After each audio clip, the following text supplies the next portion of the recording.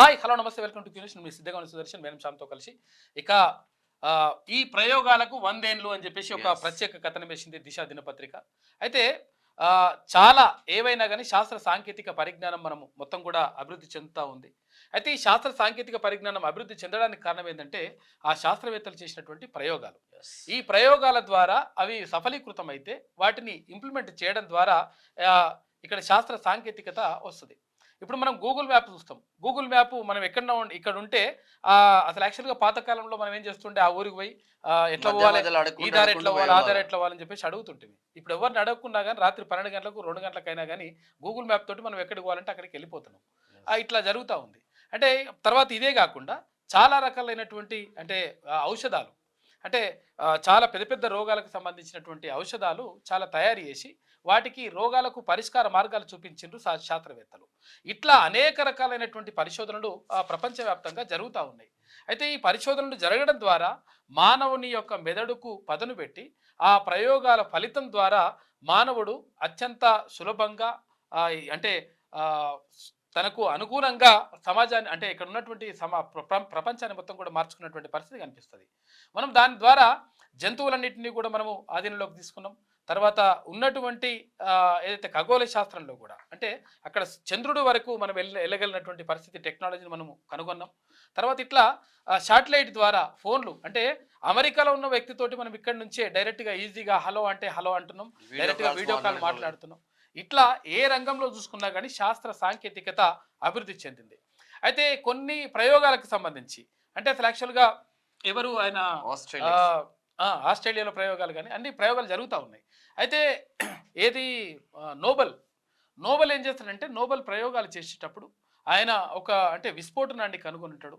ఎందుకనంటే ఇక్కడ భూగర్భంలో ఉన్నటువంటి ఏవైతే ఖనిజాలు ఉంటాయో ఆ ఖనిజాలను వెలికి తీయాలంటే వాటిని ఏం చేయాలి? అక్కడ ఉన్నటువంటి ఆ ఖనిజాలను పగలగొట్టాలి. ఆ విస్ఫోటనం ద్వారా వాటిని పగలగొట్టి దాంట్లో లోపల ఉన్నటువంటి ఏదైతే ఖనిజాలు ఉంటాయో వాటిని వెలికి తీయాలనేటువంటి ఉద్దేశంతో ఆయన ఆ విస్ఫోటనానికి సంబంధించినటువంటి ఒక అణు బాంబుకు సంబంధించి బాంబులో తయారైన ఉద్దేశం కాదు ఆయనది. ఆ విస్ఫోటనానికి సంబంధించిన దాన్ని ఆయన కనుగొంటాడు. ఈ కనుగొనే క్రమంలో ఆయన కుటుంబ సభ్యులను కూడా అందరిని కూడా కోల్పోతాడు. అందరు కూడా చనిపోతారు. ఆయన అమ్మ చనిపోతారు, నాన్న చనిపోతారు, అందరు భార్య పిల్లలు అందరూ కూడా చనిపోతారు. ఆయన ఒక్కడే మిగులుతాడు. చివరికి అందులో విజయం సాధిస్తాడు. విజయం సాధించి నోబెల్ ఏమైతుంది అప్పుడు ఈ ఈ ప్రయోగం చేసినందుకు గాను ఆయనకు అంటే చేసినందుకు గాను కొంతమంది ఏం చేస్తారంటే ఆయనకు నువ్వు ప్రయోగం చేసినావు కదా దీనికి పేటెంట్ హక్కుల కింద నీకు ఇవి ఇస్తున్నాం అని చెప్పేసి ఇస్తే ఆ డబ్బులు ప్రపంచంలో అత్యంత కుబేరుడిగా నోబెల్ తయారవుతాడు. తయారైన తర్వాత నేను ఒక్కరినే మిగిలిపోయినా మొత్తం కుటుంబ సభ్యులందరూ కూడా చనిపోయినరు, మరి ఎవరు కూడా లేరు, మరి ఏం చేద్దాం ఈ డబ్బుని? ఈ డబ్బు ఎట్టి పరిస్థితుల్లో శాస్త్ర సాంకేతిక పరిజ్ఞానం చేసినటువంటి ప్రయోగాలకు ఉపయోగపడాలని చెప్పేసి నోబెల్ అప్పుడు నిర్ణయించి ఆ నోబెల్ అంటే దానికి సంబంధించినటువంటి ఒక సంస్థను ఏర్పాటు చేసి ఆ సంస్థ ద్వారా ఇక్కడ రసాయన శాస్త్రంలో భౌతిక శాస్త్రంలో అంటే ఫిజిక్స్ అండ్ కెమిస్ట్రీ అటు అర్థశాస్త్రం ఇటు శాంతికి సంబంధించి అంటే నేను చేసినటువంటి ఈ విస్ఫోటనాన్ని ఎట్టి పరిస్థితుల్లో దీన్ని దుర్వినియోగం చేయొద్దు అని చెప్పేసి ఆయన చెప్పిండు. కాకపోతే అంటే దురదృష్టవశాత్తు దాన్ని దుర్వినియోగం కూడా చేస్తూ ఉన్నారు. దాన్ని అంటే ఒక మంచి పని కోసం తయారు చేసినటువంటి విస్ఫోటనానికి సంబంధించినటువంటి మందును ఇప్పుడు బాంబుల తయారీకి ఉపయోగిస్తున్నారు. కాబట్టి ఇది చేసిన కాబట్టి ఈ పాపం నాకు మంచిది కాదు అని చెప్పేసి నోబెల్ శాంతి బహుమతిని కూడా పెట్టాలి, ప్రపంచ శాంతిని కోరుకునే వాళ్ళకి బహుమతిని ఇవ్వాలని చెప్పేసి అట్లా తయారు చేసిండు. ఇట్లా శాస్త్ర సాంకేతిక పరిజ్ఞానంలో ఒక మైలురాళ్ళు దాటుకుంటూ వస్తున్నటువంటి పరిస్థితుల్లో మనము కొన్ని ప్రయోగాలు 100 ఏళ్ల క్రితం ప్రారంభమైనటువంటి ప్రయోగాలు ఆ ప్రయోగాలు ఇంకా కొనసాగుతూనే ఉన్నాయి. ఇంకా తుది ఫలితం మాత్రం రాలేదు. ఆ తుది ఫలితం రానటువంటి ప్రయోగాలు ఏమున్నాయి, వాటికి సంబంధించినటువంటి వివరాలు ఏమున్నాయి తెలుసుకునేటువంటి ప్రయత్నం చేద్దాం. అందులో ప్రయోగాలలో వాస్తవంగా భారత్ కూడా చాలా పెద్ద ఎత్తున సక్సెస్ సాధించింది. ఎందుకంటే బ్యాలెట్ ద్వారా ఓటు నమోదయ్యేది. ఇప్పుడు జస్ట్ ఇట్లా నొక్కితే చాలు ఈవీఎం ద్వారా నీకు మొత్తం వచ్చేస్తుంది. చాలా పెద్ద ఎత్తున ఉంది. ఒకసారి చూసే ప్రయత్నం చేద్దాం. ఓవరాల్ గా ఈ ప్రయోగాలకు 100 ఏళ్ళు సుదీర్ఘ కాలంగా కొనసాగుతున్న ఎక్స్పెరిమెంట్స్ 1840 నుంచి మోగుతున్న బెల్ ఎప్పటికీ ఆగేనో 1927లో మొదలైన పిచ్ డ్రాప్ పూర్తికి మరో 100 ఏళ్ళు. ప్రపంచంలోని వింతైన ప్రయోగాలు ఇవే. అంటే డిఫరెంట్ 100 ఏళ్ళు అయిపోయినా కానీ ఇంకా కూడా దానికి ఫలితం వస్తలేదు. అసలు ఏం జరుగుతుంది అనే విషయం పైన ఇక్కడ చూసుకుంటే ఏదైనా అంశంపై ప్రయోగం చేపడితే అది నిమిషాల్లోనో గంటల్లోనో లేదంటే నెలల వ్యవధిలోనో పూర్తి అవుతుంది. దానికి అనుగుణంగా శాస్త్రవేత్తలు తమ ప్రయోగాన్ని సాగిస్తుంటారు. ఇక కొన్ని సందర్భాల్లో ఆ ప్రయోగం అనుకున్నట్లుగా పూర్తి కాకుంటే మరికొన్ని నెలలు గడువు పొడిగించడం కామన్గా జరుగుతుంది. అయితే ఎంత భారీ ప్రయోగాలైనా ఏడాది లేదంటే రెండేళ్లకోసారి పూర్తవడాన్ని చూస్తుంటాం. కానీ కొన్ని ప్రయోగాలు మాత్రం ఏళ్ల సమయం గడుస్తున్నా ఇంకా కొనసాగుతూనే ఉన్నాయి. వాటిలో ఓ ప్రయోగం అయితే ఏకంగా శతాబ్దం కాలంగా ఇంకా కొనసాగుతూనే ఉంది. అవునండి, ఇది నిజం. శతాబ్ద కాలం క్రితం మొదలుపెట్టినటువంటి ఓ ప్రయోగం ఇంకా కొనసాగుతుంది అంటే నమ్మాల్సిందే. ఇది పూర్తి కావాలంటే మరో శతాబ్ద కాలమైన ఆగాల్సిందేనని చెప్పేసి కొంతమంది అంటున్నారంట. అంటే కొన్ని ప్రయోగాలు అసలు యాక్చువల్గా అవి సక్సెస్ తొందరగా కావు. ఇప్పుడు చిన్న ఎగ్జాంపుల్, మనకు కరోనా వచ్చింది. కరోనా వచ్చినప్పుడు కరోనాకు సంబంధించినటువంటి మందును కనిపెట్టడానికి ఒక 3-4 నెలల టైంలో కొంతమంది శాస్త్రవేత్తలు దానికి సంబంధించినటువంటి మందును కనుగొన్నారు. తర్వాత ఇప్పుడు ఇక్కడ పోలియో వస్తే పోలియోకు టీకా కనుగొన్నారు. ఇట్లా దేనికైనా అట్లా కనుగొన్నారు. కానీ కొన్ని మాత్రం శతాబ్దాలు అంటే 100 సంవత్సరాలు గడుస్తున్నా కానీ ఇంకా ప్రయోగం కొనసాగుతూనే ఉంది. ఇంకా ఫలితాలు మాత్రం వస్తలేవు అని చెప్పేసి గడియారం ప్రయోగం ఏందో ఒకసారి చూద్దాం. బేవర్లీ గడియారం 1864లో స్టార్ట్ అయింది. ఇది బేవర్లీ క్లాక్ అనేది న్యూజిలాండ్ లోని దునేడిన్ లోని ఓటాగా విశ్వవిద్యాలయంలో ఫిజిక్స్ డిపార్ట్మెంట్ 3వ అంతస్తు లిఫ్ట్ ఫోయర్ లోని ఏర్పాటు చేసిన గడియారం ఇది. దీనిని 1864లో ఆర్థర్ బేవర్లీ నిర్మించారు. గడియార మెకానిజం రోజువారీ ఉష్ణోగ్రతతో పాటు వాతావరణ పీడనంలో వైవిధ్యాల ద్వారా నడుస్తుంటుంది. యంత్రాంగాన్ని శుభ్రపరచడం లేదా మెకానికల్ వైఫల్యం సంభవించినప్పుడు, ఫిజిక్స్ డిపార్ట్మెంట్ కొత్త క్వార్టర్స్ కి మారినప్పుడు వంటి అనేక సందర్భాల్లో ఇది ఆగిపోయింది. అలాగే అవసరమైన శక్తిని సరఫరా చేయడానికి పరిసర ఉష్ణోగ్రత తగినంతగా హెచ్చుతగ్గులు లేని సందర్భాలలో గడియారం పనిచేయదు. ఫిజిక్స్ డిపార్ట్మెంట్లు చాలా కాలం పాటు ప్రయోగాలు చేస్తున్నాయి. బేవర్లీ క్లాక్ కూడా దీనికి మినహాయింపు కాదు. న్యూజిలాండ్ లోని డునేడిన్ లోని ఓటాగో విశ్వవిద్యాలయంలో ఫోయర్ లో కూర్చొని వాతావరణ గడియారం 1864 నుంచి నిరంతరం నడిచేలా శాస్త్రవేత్తలు దీనిపై ఎప్పటికప్పుడు ప్రయోగాలు చేస్తూనే ఉన్నారు. ఆగిపోకుండా జాగ్రత్తలు తీసుకుంటున్నారు. అంటే ఒకసారి ఇక్కడ 1864 సికింద్రాబాద్ దగ్గర క్లాక్ టవర్ ఉంటది. ఆ క్లాక్ టవర్ దగ్గర కరీంనగర్ లో క్లాక్ టవర్ ఉంటది. కరీంనగర్ లో క్లాక్ టవర్ ఉంటది. అది నడుస్తూ ఉంటది. తర్వాత ఇక్కడ ఇప్పుడు సాలార్జంగ్ మ్యూజియం లో ఒకటి ఉంటది. పిల్లగాడు పోతాడు, పిల్లగాడు పోయి దానికోసం ఎదురు చూస్తుంటారు. అంటే ఇవన్నీ కూడా ఎట్లా నడుస్తున్నాయి అంటే యాక్చువల్గా ఇప్పుడు సికింద్రాబాద్ క్లాక్ టవర్ ఉంటుంది. దాన్ని పోయి రిపేర్ చేసి అట్లా ఏమి పెట్టిందంటే అది బ్రిటిష్ కాలంలో పెట్టినట్ట. ఆ బ్రిటిష్ కాలంలో పెడితే ఇప్పటి వరకు నడుస్తూ ఉంది. అయితే ఎట్లా నడుస్తున్నాయి, ఏం కథ, కొన్ని ఏమో అట్లా ఆగిపోకుండా ఎట్లా చేస్తున్నారు, దాని మెకానిజానికి సంబంధించి ఎట్లా కనుక్కుంటున్నారు అనే విషయం పైన పరిశోధనలు జరుగుతూ ఉన్నాయంట. ఈ గడియారం కూడా అదే పరిస్థితి ఉంటుంది. ఇక పిచ్ డ్రాప్ ఎక్స్పెరిమెంట్ 1927లో చేసినట్ట. ఆస్ట్రేలియాలోని యూనివర్సిటీ ఆఫ్ క్వీన్స్లాండ్ శాస్త్రవేత్తలు 100 ఏళ్లుగా ఈ ప్రయోగాన్ని చేస్తున్నారు. 1927లో థామస్ పార్నెల్ అనే ఆస్ట్రేలియన్ శాస్త్రవేత్త ఈ ప్రయోగాన్ని ప్రారంభించారు. అప్పటి నుంచి ఈ ప్రయోగాన్ని అదే యూనివర్సిటీకి చెందినటువంటి తరువాతి తరం శాస్త్రవేత్తలు కొనసాగిస్తూ వస్తున్నారు. అయితే ఈ ప్రయోగం పూర్తయ్యేందుకు మరో శతాబ్ద కాలం పట్టే అవకాశం ఉన్నట్లుగా శాస్త్రవేత్తలు అంటున్నారు. అయితే ఇది అత్యంత సుదీర్ఘ ప్రయోగంగాను గిన్నిస్ రికార్డు సొంతం చేసుకోవడం గమనార్హం. అసలు ఇంత సుదీర్ఘకాలం చేసే ఈ ప్రయోగం ఏంటనేది అందరికి ఆసక్తికరంగానే ఉంటుంది. భౌతిక శాస్త్రం ప్రకారం ఒక చోట నుంచి మరో చోటుకు ప్రవహించే వాటిని ఫ్లూయిడ్స్ అంటుంటారు. అంటే వీటిలో వాయువులు మొదలు ద్రవాల వరకు అనేకం ఉంటాయి. ప్రపంచంలో అత్యంత చిక్కనైన ఫ్లూయిడ్ గా పేరుగాంచింది పిచ్. ఈ పదార్థం పైనే పార్నెల్ ప్రయోగం ప్రారంభించారు. చమురును శుద్ధి చేసే క్రమంలో ఉత్పత్తి అయ్యే టార్ నుంచి ఈ ద్రవాన్ని తయారు చేస్తుంటారు. ఫ్లూయిడ్స్ కి ఉండే విస్కాసిటీతో పాటు ఇతర భౌతిక గుణాలను ముదింపు చేయాలని థామస్ ఈ ప్రయోగాన్ని ప్రయోగించారు. ఇందులో ముందుగా పిచ్ను గాజు గొట్టంలో పోసారు. పన్నెల్ చివర ఉన్న సన్నని గొట్టం నుంచి బొట్లుగా కారే పిచ్ను పరిశీలించి దాని భౌతిక గుణాలను కొలవాలని అనేది ఈ ప్రయోగం ముఖ్య ఉద్దేశం. అయితే ప్రపంచంలోనే ఇది అత్యంత చిక్కటి ద్రవం కావడంతో పన్నల్ నుంచి తొలి బొట్టు పడేందుకు ఏకంగా 8 ఏళ్లు పట్టింది. సుక్క ఇట్లా డ్రాప్ పడడానికి 8 సంవత్సరాలు పట్టింది. ఇది ప్రయోగం ఎక్కడికొచ్చింది. ఆ తర్వాత మరో 5 డ్రాప్లు పడేందుకు మరో 40 ఏళ్ళు పట్టిందట. ఇక థామస్ పన్నెల్ తర్వాత జాన్ మెయిన్స్టోన్ ఈ ప్రయోగాన్ని కంటిన్యూ చేసిండు. అయితే ఈ ప్రయోగం ప్రారంభించి 100 ఏళ్ళు గడుస్తున్నా ఇప్పటి వరకు 12లో 9 చుక్కలు మాత్రమే కిందకు వారినాయట. ఈ లెక్కన మరో 100 ఏళ్ల పాటు ఈ ప్రయోగం కొనసాగే అవకాశం లేకపోలేదని శాస్త్రవేత్తలు చెప్తున్నారు. కాగా ఇప్పటి వరకు ఇక పన్నల్ నుంచి బొట్టు కింద పడుతుందా అని చూసిన వారు కూడా ఎవరూ లేరట. ఎందుకంటే అది ఎప్పుడు పడుతుందో తెలియదు.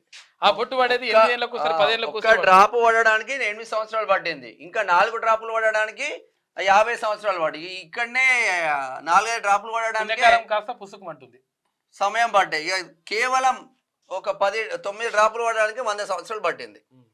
ఇక అది అట్లా ఉంటే ఇక ఇది ఒకసారి చూద్దాం. Ringing bell 1840 Oxford electrical bell లేదా క్లారెండర్ డ్రైవ్ ఫైల్ అనేది ఒక ప్రయోగాత్మక ఎలక్ట్రికల్ బెల్ 1840లో ఏర్పాటు చేశారు. ఎలక్ట్రోస్టాటిక్ క్లాక్ సూత్రాన్ని ఉపయోగించే ఒక రకమైన గంట. ఇది అప్పటి నుంచి దాదాపు నిరంతరంగా నడుస్తుంది. భౌతిక శాస్త్రవేత్త రాబర్ట్ వాకర్ ఉపకరణాల సేకరణ కోసం కొనుగోలు చేసిన మొదటి ముక్కలోని ఇది ఒకటి. ఇది ఇంగ్లాండ్లోని ఆక్స్ఫర్డ్ విశ్వవిద్యాలయంలోని క్లారెండన్ లాబొరేటరీ ఫోయర్ కు ఆనుకొని ఉన్న కారిడార్ లో ఉంది. 2 గాజు పొరల వెనుక ఉన్న కారణంగా వినబడినప్పటికీ ఇప్పటికీ మోగుతూనే ఉంది. అది ఎక్కడ ఉందో తెలియదంట కానీ మోగుతూనే ఉందంట.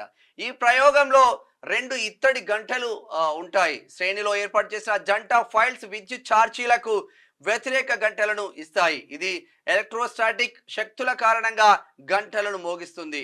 అధిక తేమ కారణంగా అప్పుడప్పుడు ఏర్పడే చిన్న అంతరాయాలు కాకుండా 1840 నుంచి గంట నిరంతరంగా మోగుతూనే ఉందంట. చూసుకోమంతా గ్రేట్. 1840 మోగుతుందంట. ఇక పత్తి పాత భ్రమణం 1896. ఓల్డ్ రొటేషన్ అనేది అలబామాలోని అబర్న్ యూనివర్సిటీ క్యాంపస్లో మొదలుపెట్టారు. 1896లో ప్రారంభమైన ఓల్డ్ రొటేషన్ ప్రయోగం యునైటెడ్ స్టేట్స్లో కొనసాగుతుంది. అయితే ఇది ప్రపంచంలోనే అత్యంత పురాతన నిరంతర పత్తి ప్రయోగం అంట. ఇక పత్తి పప్పు దినుసులు పంటల భ్రమణ పత్తి పంటను నిరవధికంగా మద్దతిస్తుందని చూపించడానికి దీనికి చేపట్టినట. 1896 నుంచి అలబామా అబర్న్ విశ్వవిద్యాలయంలోని శాస్త్రవేత్తలు క్యాంపస్కు దక్షిణంగా ఉన్న ఎకరం స్థలంలో నేల సంతానోత్పత్తి ప్రయోగాన్ని నిర్వహించారు. దీనిని పాత భ్రమణం ప్రయోగం అని కూడా పిలుస్తుంటారంట. మొత్తం మీద ఈ ప్రయోగాలు 100 ఏళ్ళు. ఇది ఇట్లా ఉంటే ఇక మానిటరింగ్ వెసువియస్ 1841లో ఏం ప్రయోగం జరిగిందో ఒకసారి చూసే ప్రయత్నం చేద్దాం. వెసువియస్ అబ్జర్వేటివ్ అనేది కాంపానియా ఇటలీలోని 3 అగ్ని పర్వత ప్రాంతాలను పర్యవేక్షించడానికి ఏర్పాటు చేసిన నిఘా కేంద్రం ఇది. మౌంట్ వెసువియస్, ఫ్లేగ్రీన్ ఫీల్డ్స్, ఈషియా అగ్ని పర్వత ప్రాంతాలను పర్యవేక్షిస్తుంది. 1841లో 2 సిసిలీస్ రాజు ఫెర్డినాండ్ ఆఫ్ బోర్బాన్తో వెసువియస్ పర్వతం వాలుపై దీనిని స్థాపించారు. ఇది ప్రపంచంలోని పురాతన అగ్ని పర్వత సంస్థ. దాని ప్రస్తుత ఆపరేటివ్ సెంటర్ నేపుల్స్ లో ఉంది. దీనిని national institute of geophysics and volcanology నిర్వహిస్తుంది. 1970లో నేపుల్స్ కి తరలించబడింది. ఇది వెసువియస్ మానిటరింగ్ కి సంబంధించింది. ఇక విలియం జేమ్స్ బీల్ అంకురోత్పత్తి ప్రయోగం అంట 1879లో దీన్ని స్టార్ట్ చేశారు.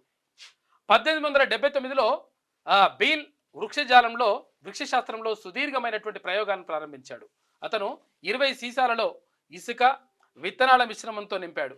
ప్రతి సీసాలో 21 జాతుల మొక్కల నుంచి 50 విత్తనాలు సేకరించాడు. అప్పుడు సీసాలు పాతిపెట్టాడు. ఆ తర్వాత మిక్సీలోకి నీరు రాకుండా బాటిళ్లను తలకిందులుగా పాతిపెట్టాడు. బీల్ ప్రయోగం చాలా కాలం పాటు స్లోగా కొనసాగింది. తర్వాత కూడా విత్తనాలు మొలకెత్తుతాయో లేదో తెలుసుకోవడానికి మొదట్లో ప్రతి 5 ఏళ్లకు ఒకసారి, అంటే ఇప్పుడు 20 ఏళ్లకు ఒకసారి సీసాలలో ఒకదానిని పరిశోధకులు తవ్వి చూస్తున్నారంట. 200 సంవత్సరాల్లో సీసాల్లోని 21 వృక్ష జాతులలో 2 మొలకెత్తినాయంట. ఈ ప్రయోగం 2100లో ముగుస్తుందట. చూసుకో ఇక్కడ 21 వృక్ష జాతులు మొలకెత్తడానికి 200 ఏళ్ళు పడతాట. 2000 సంవత్సరాలు పడతాట.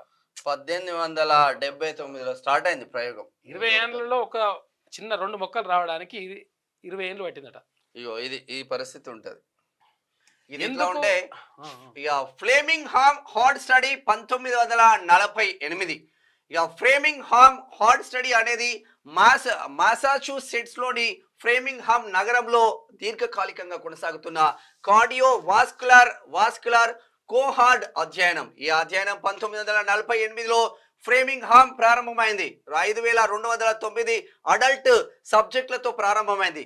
ఇప్పుడు దీనిని 3వ తరం వారు కొనసాగిస్తున్నారు. ఈ అధ్యయనానికి ముందు హైపర్టెన్సివ్ లేదా ఆర్టెరియోస్కే రోటివ్ కార్డియోవాస్కులర్ డిసీజ్